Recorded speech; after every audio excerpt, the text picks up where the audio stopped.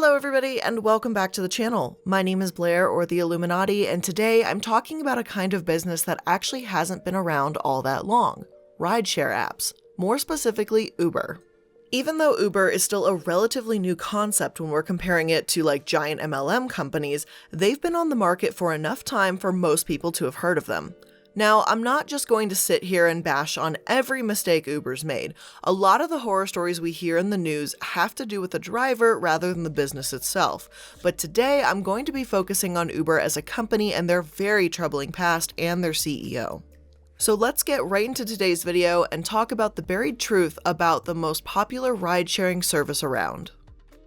Uber was officially launched in 2011 in San Francisco. Most people I know consider it a great resource if they want to go drinking on the weekend, so they aren't drinking and driving and no one has to be a designated driver. For some, they prefer it to sitting in traffic, and for others, it's a way to get to the airport and save on parking. Unless you live under a rock and don't know, it's an on-demand taxi service, and unless you live right in the middle of the city, you probably don't have taxis driving by your apartment all that frequently.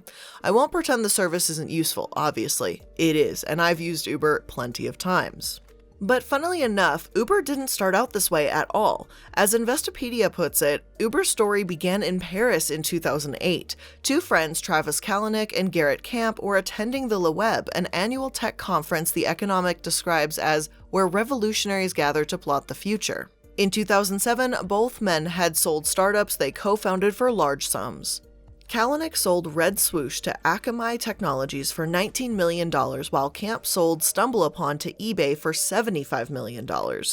Rumor has it that the concept for Uber was born one winter night during the conference when the pair was unable to get a cab. Initially, the idea was for a timeshare limo service that could be ordered via the app. After the conference, the entrepreneurs went their separate ways.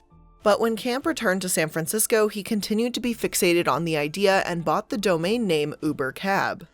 So, okay, I'm not knocking Uber as a company for how it was founded. That's one hell of a start. I mean, two millionaires can't hail a cab and they consider making a timeshare limo service, and Uber was born from that.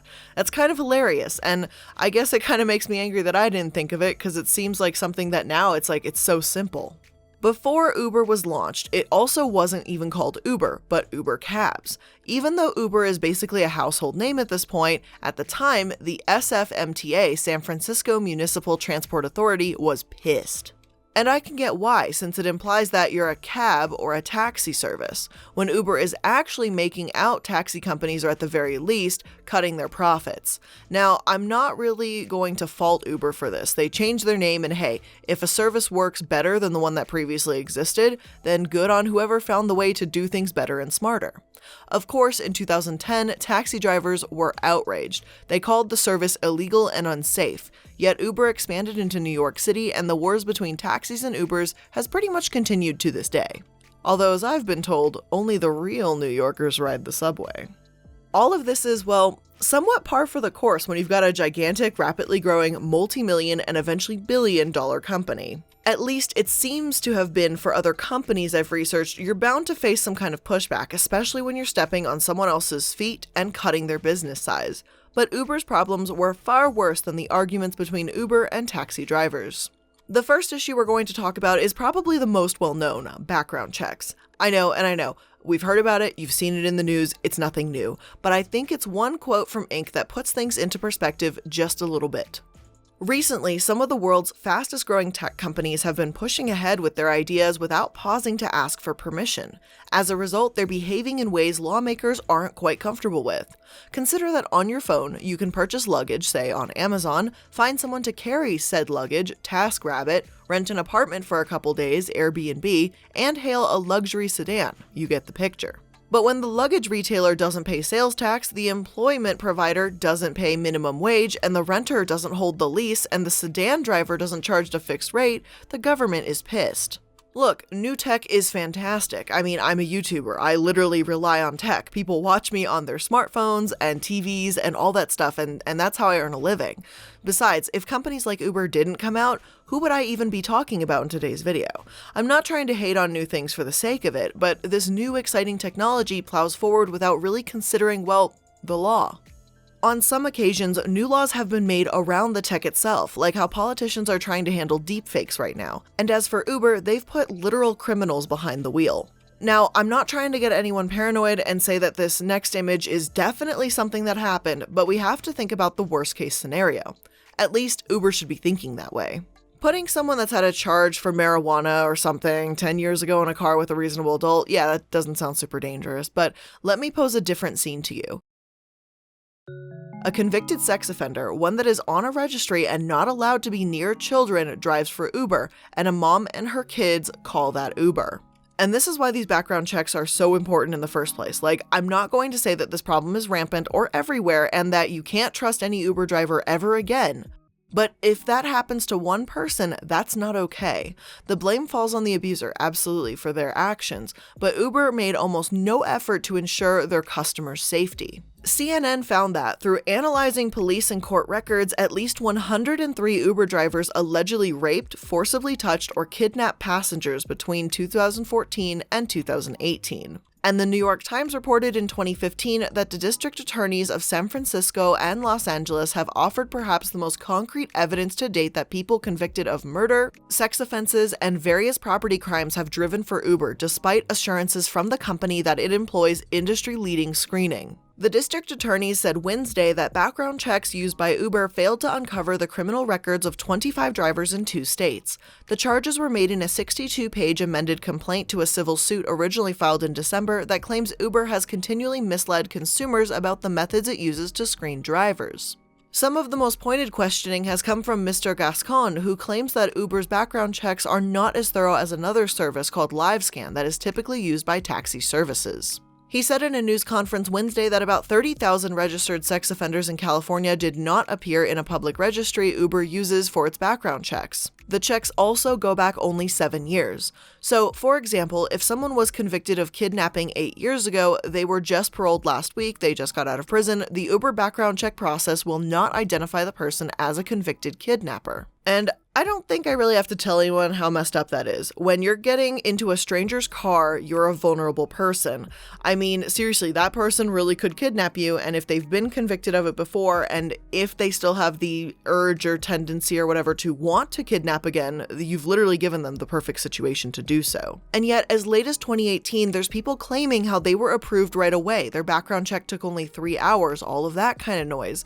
Just to confirm that this is true, I talked to a friend of mine who actually worked for Uber for a few months before she left, and she told me this. I was approved really quickly, and this was in 2016. I started driving the same day I applied. I remembered wondering how the hell they did such a thorough background check that fast. I was also working with kids at the time for my day job, and they took days to be sure I was safe to go through everything. But Uber just let me use my own car, trusted it was a safe car, that I was a safe driver and a safe person. Either they're really fast or really negligent. Obviously, considering how many criminals got through, I'd say it's safe to assume that they're probably negligent. Now, Uber did actually face repercussions for this, and they did change. They faced a hefty lawsuit of $25 million, and now their background checks aren't nearly as lax, with extra precautions being added. There's still some debate about how safe these precautions actually are, especially back in 2007 when Uber announced they felt they'd been safe enough to not include a fingerprint check. And hey, if my company, specifically that I worked for, had an issue with identifying people in background checks, I'd probably keep the finger check thing in place, but hey, whatever, I guess they chose not to, and that's their own choice. Aside from the background checks, there's plenty of other issues that came up during Uber's early years. One of these problems had to do with their price surging. And no, I'm not talking about the insane prices Uber charges on New Year's Eve. As sucky as that is, I think most people accept that when you use a rideshare app on New Year's Eve, you're gonna have to pay a little more. This is how Uber treated its customers during a hurricane. During Hurricane Sandy in November 2012, the subways in New York City were not in use, and obviously, do we need to look at photos of Hurricane Sandy to remember how awful it is? Well, here you go. But apparently, Uber thought it was a great time to make an extra buck. Now, I have 2 issues with this one. One is the fact that during these desperate times, people were being price gouged. There's a difference between being drunk on New Year's Eve and wanting a cheap ride home and being stranded during a hurricane. The second is that Uber wouldn't just pay its drivers more. Uber may have been an essential service for some people in New York City at the time, but the burden should fall on Uber to properly thank and pay their employees at that time rather than make money from the people that are struggling. Apparently, I think the same way as Uber's PR team because no sooner do I get finished ranting that I find that according to the Financial Post, that's exactly what they ended up doing. Not after their properly deserved PR nightmare though. And to top it off, you know what this cost them? $100,000. Yeah, that's it. Just $100,000. They were worth hundreds of millions of dollars, but didn't think to pay their drivers more during a hurricane. This just really shows you where their mindset is at just in general. And this doesn't just apply to their customers, because why would it? This applies to their drivers too. Now, Uber drivers don't make as little as Hunbots, but they're definitely some of the worst paid employees I've encountered. In 2017, an average driver supposedly earns $21 an hour, but this is before Uber's fees, and gas, and more expensive car insurance, and adding all the miles to their car. So yeah, when Uber claims that an average driver makes above minimum wage, it sure does sound appealing and flexible. In reality though, according to Business Insider, Uber makes about $9 an hour as a driver. And when you listen to the stories from the drivers, it starts to sound, well, not worth the headache. One full-time driver, Robert, says, "I love it, but they treat their drivers like crap." When he first started driving for Uber, Robert said he was attracted by the flexible hours and the feeling of being his own boss. 3 years ago, Robert said 80% of the fares went to drivers and 20% went to Uber. Now they take half in some cases, he said. On April 5th, Roberts noted that his driver account was placed on hold for an annual background check that normally takes just 3 days. His account was on hold for more than 3 weeks due to an error made by the background check agency. "Your account will just be off and they don't do anything to help you with wages. I have bills starting to rack up." Another said, "I wish I knew what I know now earlier. I was blindsided. If I knew about how expensive it is to do this gig, I would not have gotten into it in the first place." When I asked my friend what she made with Uber, she said it was pitiful. "When I signed up, they said you'll make $200 with your first 30 rides guaranteed. That's less than $7 a ride, so it seems obvious that you would make that, right? But I didn't even make that much. I had to contact Uber when I told them I only made $160, something like that, after 30 rides. They weren't all just a few blocks from home either, but normal maybe 10 to 20 minute car rides. I don't even think I made it to 100 rides. That's when I knew I was done." Because these people are spending money along the way, like with gas, car insurance, all of that, it may feel like less. Getting that paycheck can seem worth it, but then comes in all the other stuff that you have to do. But once expenses are deducted, it's almost criminal what some of these people earn. Since they aren't being held to the same standards that taxi companies are, they can get away with it. Ride-sharing apps are convenient, of course, but it's a fucking shame that we can't say it's ethical too. Aside from the numbers and the background checks, we have a third issue with Uber that is also extremely concerning, and that's how they handle female drivers. We've heard about how some passengers have faced sexual assault, but it goes the other way around. After all, these women have no idea who they're picking up, how drunk they are, how aggressive and impatient they may be, or how many of them there are either. Before I get into cases here again, I asked my friend for her take. So for reference, she was 22 and she's about like 5'2", like she's a cute little shorty, and she's about 100 pounds soaking wet, so she's a skinny little bean too. And she was driving for Uber. So yeah, she's a pretty vulnerable person for a petite young woman to be in. And here's what she told me. "I wasn't always uncomfortable when a guy got in my car, but there were a few times where it honestly scared me, to the point where I wouldn't drive past 9 p.m. anymore or once it got too dark. There's 2 occasions that still stand out in my mind. One was this guy who asked if he could sit up front with me. I said, 'Oh, I kind of prefer if you sit in the back,' but I don't know if he didn't hear me or ignored me or what, but he insisted on having a conversation with me in the front. He wasn't just being flirty though. His arms were on the center console, sometimes around the back of my headrest near my thigh, and he texted me when he left. Like, he had my number and name because of the app, and he started following me on social media and texted me. That was just plain creepy, and I got such a strange vibe from him, and I remember him asking so many personal questions. But then another time I had 4 large guys that were all like double my size pile into my car. They asked if their 5th friend could come too, but it was 3 seats in the back, 2 in the front with me and all 4 of them, and there wasn't room. I said no, obviously, and they started to get angry when I told them they couldn't squeeze. They didn't do anything, but acted ticked off initially. Yeah, it blew over, but if it hadn't, I probably would have been out cold with a single punch or something. I tried to stop taking rides from these guys when it got dark to make me feel more comfortable, but the app told me if I kept refusing rides or not taking enough, it would stop offering them to me at all, so I was just on edge until I quit. Not only is her story frustratingly common between being uncomfortable and refusing rides, but it gets far worse. We've seen many headlines of passengers being sexually assaulted by drivers, but the reverse can be terrifying too. Uber has about 76,000 women drivers nationwide, about 19% of its fleet. About 30% of Lyft drivers are female. Many of these women deal with sexual assault that aren't heard. Hell, taxi drivers are 20% more likely to be murdered on the job than other workers. Vice wrote an article saying, "You think it's hard for a woman driver to file a complaint? Try being a woman driver and filing a complaint about a rider," one woman who drives for both Lyft and Uber wrote to Motherboard in an email. You never hear back, and in most cases, the rider continues to be able to use the platform. In the spring of 2018, a Lyft driver named Samuel picked up a young man in blue jeans at a busy intersection in downtown Los Angeles. At the time, Samuel, 47, had around 3,000 Lyft rides under his belt. As Samuel accelerated, his driver inched forward to him and pulled out brass knuckles. He interlinked them with his right finger and raised his fist to Samuel's face. "How much do you value your life?" he asked before demanding Samuel hand over his iPhone and debit card and ordering Samuel on a detour into a residential neighborhood, according to a Los Angeles Police Department report reviewed by Motherboard. The man told Samuel to get out of the car, removed Samuel's glasses from his face, searched his pockets for cash, and pushed him over a guardrail down a steep ravine. As Samuel tumbled some 30 feet, the man sped away in his car. Samuel's ankle and leg had twisted during the fall. With the help of a woman who lived nearby, Samuel called an ambulance. Lyft deactivated Samuel's account the next day and then apologized for their mistake and said he wouldn't be paired with that driver again. And no, they wouldn't give him a penny for what he went through, even with his property stolen. And I'm sorry, that's it? That's all that was done. Samuel could have died. He was pushed over a fucking guardrail down a ravine. And Lyft just goes, "Whoopsies, well, we guess we won't match you with him again." Now, I know this video is about Uber, so let me calm down before I absolutely go off on how stupid that is. I can't say for 100% fact that Uber would have handled this the same way, but there is most certainly a pattern here. When sexual assault, kidnapping, and crimes are mentioned about ride-sharing apps, even if Lyft is the offender, Uber is always right there along with them doing the same goddamn bullshit. They've treated sexual assault in the same casual, offhand manner. If they cared more, then why are there over 3,000 cases of it in 2018 and 9 murders from Uber alone? Just to paint a small picture of one of the many cases Uber mishandles, Stephanie Nam of Brooklyn, New York said at the end of a ride in July 2017, her Uber driver opened her door and jumped into the back seat with her. "He said, 'I just need 2 minutes with you, baby,'" Nam said. She escaped the car and made it home safely, but she said when she opened the app 6 months later, she noticed that her attacker was still driving for Uber. He just changed his picture to make him look like someone else, but it was the same guy, she said.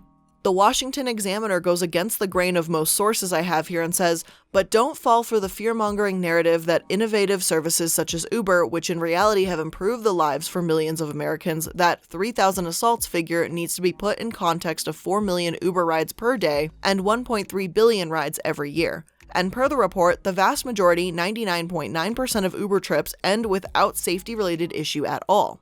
Only 0.0003% of trips had a report of a critical safety incident.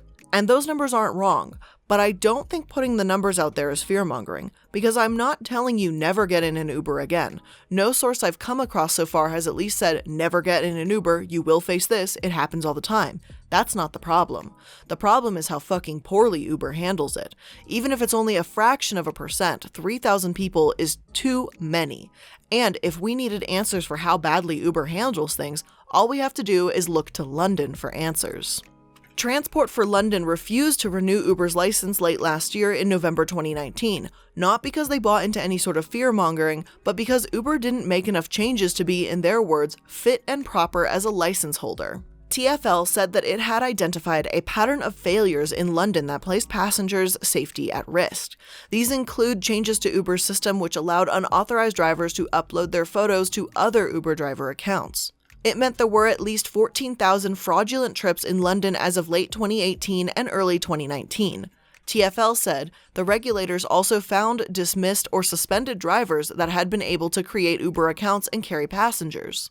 In one example, a driver was able to continue working for Uber despite the fact his private hire license had been revoked after he was cautioned for distributing indecent images of children. If some people have had nothing but safe and positive experiences, that's awesome, and I'm one of those people too. And an occasional issue doesn't seem any riskier than a taxi. Whenever it's someone driving too fast or too slow, it does happen from time to time.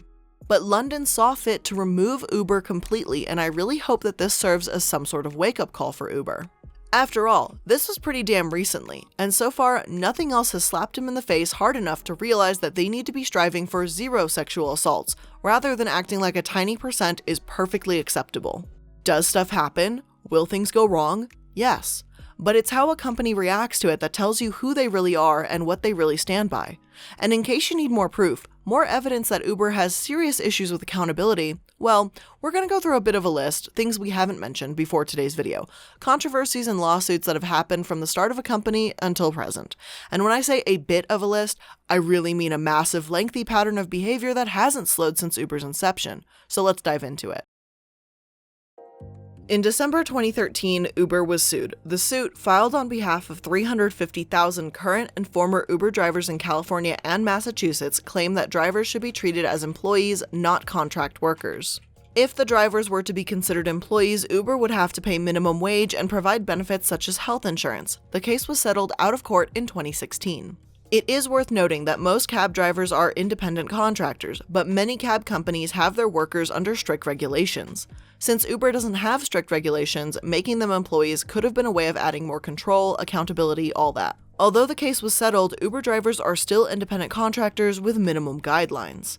In 2014, Uber drivers pretended to be passengers to waste Get Taxi drivers' time canceling their rides. Uber calls it sales tactics that got too aggressive. Sure, because that's really selling your product, pissing someone off and making them lose money. It's not an Uber driver or anyone else's right to pitch their own business or employer to someone while they're on the job. That's so disrespectful, let alone the losing money and competitive side of things. A month later, in 2014, the founder Kalanick called Uber boober in some stupid remark, another lovely little red flag for the company culture. A few months after that, still 2014 here, Uber reportedly did the same things to Lyft drivers that they had done to Get Taxi. And again, still 2014, Uber's branch in Lyon, France, debuted a promotion to pair Uber customers with hot chick drivers. After backlash, the promotion was quickly killed and scrubbed from the internet. So they didn't learn from their mistake with Get. Got it. No surprise these drivers continued when Uber treated them like a child that acted out. Oh, it just got out of hand, not a we made people lose business and that's unacceptable. Then, in November 2014, BuzzFeed reported that Uber had tracked one of its reporters using a tool named GodView that allowed the company to track cars to see personal information of the drivers in the cars. I wish I could say BuzzFeed had been making it up because I really don't even like to source BuzzFeed in the first place, but yeah, this is true. Apparently, Uber was using something called GodView to track the BuzzFeed reporter and settled with the New York Attorney General for like a $20,000 fine, which is for them pretty much nothing. Seriously, gigantic companies shouldn't be getting these little pitiful fines that mean nothing to them. I mean, make something impactful here, geez. In 2016, Uber agreed to pay $28.5 million to 25 million riders after plaintiffs in 2 lawsuits argued the company misled customers about safety practices. As part of the settlement, Uber must refrain from using superlatives such as industry-leading or best-in-class when describing its background checks. I know we've mentioned the background checks already, but it really irritates me to think that this was 5 years after the company launched, half of its lifetime, and it still just couldn't care who its drivers were at the time. Then, in 2017, just months after joining Trump's Economic Advisory Board, Kalanick left amidst massive criticism. A couple years later, he left Uber altogether. Apparently, investors forced him to resign as chief executive in 2017 after a series of privacy scandals and complaints of discrimination and sexual harassment at the company. The list just keeps going. I swear it feels endless right now, but there's a few more. Uber squeezed in as much controversy as they could. On February 9th in 2018, only 5 days into a trial that was expected to go on for weeks, Uber settled a legal battle with Waymo over the latter's accusation of stolen trade secrets related to self-driving car technology. Under the settlement agreement, Uber will pay Waymo 0.34% of its equity, a share of which is valued at $245 million. The settlement also contains an agreement prohibiting Uber from using Waymo's confidential information in its autonomous vehicle technology. They upgraded, I guess. Uber went from stealing potential customers from its competition to stealing technology from Waymo. I'm not surprised, obviously, just disappointed. Around that same time, Kalanick himself, before he left the company of course, was caught arguing with a driver on camera. A driver confronted him about reduced fares and he actually swore and shouted at him, his employee. He yelled, "You know what? Some people don't like to take responsibility for their own shit. They blame everything in their life on somebody else." What a piece of work. I know he's already left, and I know he's definitely not watching this, but shame on you, man. Come on. Of course, a few years before he left, Kalanick had to do one more tasteless act and sent out the infamous Miami letter.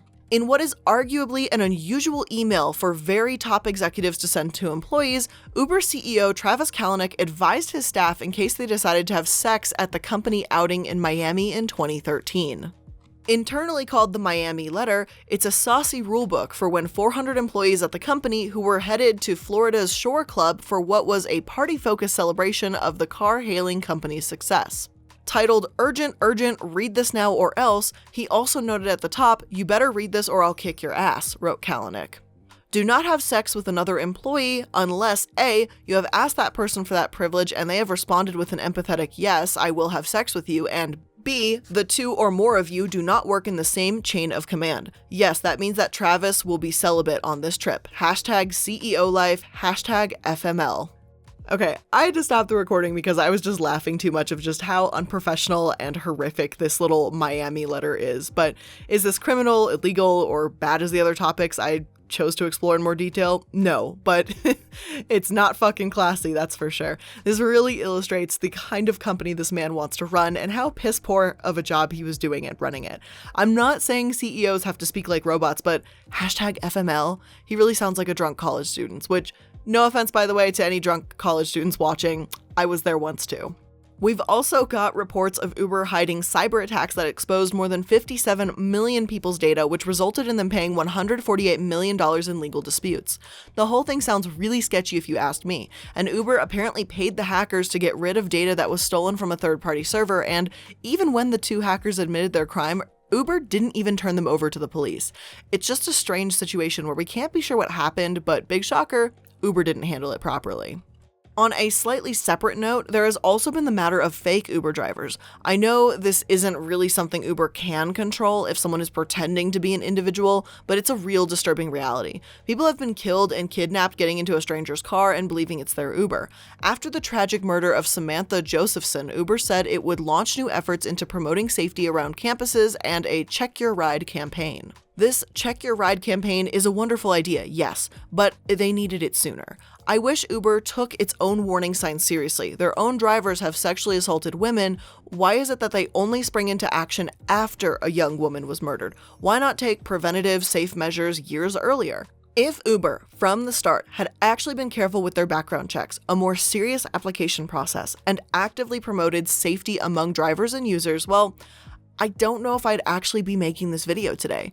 Safety is so important to the rideshare industry. Uber hasn't taken it seriously. So is it really fear-mongering to put the statistics out there and say that, while it's a small percentage, it's a number we should be aware of? I don't think that's like something crazy or radical to do. When you get into an Uber, ride in the back seat, ask the driver what your name is, check the license plate, share your location or ETA with a friend. Be safe if you take an Uber. I'm not saying never use a rideshare app again, and Lyft has plenty of its own issues too, as we saw a brief glimpse of, so it's not as if there's always an alternative. Though I've heard of Drive Her and other rideshare apps that attempt to be safe, like with women driving and safer as of right now, they're less convenient, less drivers, and they're in less cities. That's not to say they're bad ideas, and I do hope that safer rideshare apps can teach Uber a thing or two to make a dent in the market. But as of right now, with its supposed $100 billion evaluation, who knows? But it's really worth hoping for. But anyways, with that being said, that's where I'm going to end today's video. Let me know your thoughts in the comment section down below. And if you liked today's video, make sure to like it and subscribe if you're new. If you want to see more content from me, pop open my description box. You're going to find links to all of my social media, my Discord server, Sad Milk collaboration channel, and second channel for my puppy Casper. So again, guys, thank you so much for making it to today's video. I love you so much, and I'll see you in the next one. Bye, guys!